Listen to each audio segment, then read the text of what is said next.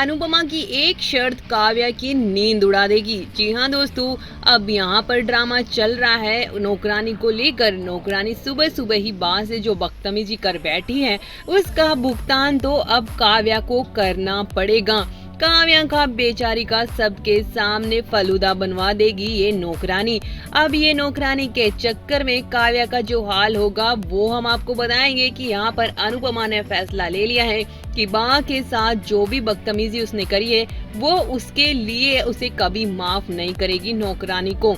और काव्या और वनराज दोनों ही यहाँ आते हैं और यहाँ पर गीता यानी कि वो नौकरानी ड्रामा क्रिएट कर देती है और बा को कहती है कि जब मेरा मन करेगा तब उठूंगी, तब सोऊंगी, जब खाऊंगी पीऊंगी और काम करूंगी।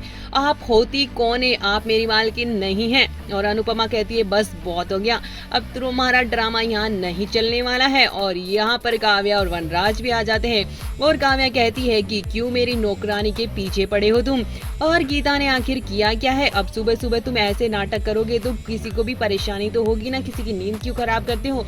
और अनुपमा कह देती है कि अगर इसको इस घर में रहना है तो इसको अपने घर के तौर तरीकों से ही रहना पड़ेगा। तो लीला भी कहती है कि हाँ, मेरी घर में अगर रहना है तो मेरे तरीकों से रहना पड़ेगा।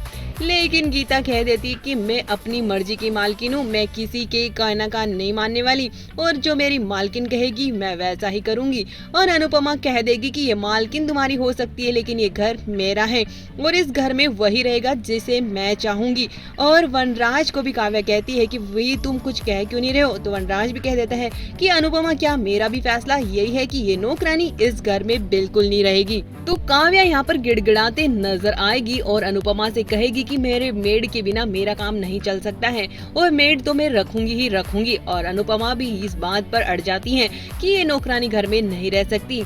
तो काव्या कहती है कि ये रहेगी तो इसी घर में अब जिसे जो करना है वो कर लो। अनुपमा कह देती है कि अब एक ही शर्त पर ये रह सकती है, अगर वो बा से माफी मांगेगी और बा से अब कभी भी बदतमीजी ना करे और वैसे ही रहे जैसे घर के मेंबर्स रहते हैं।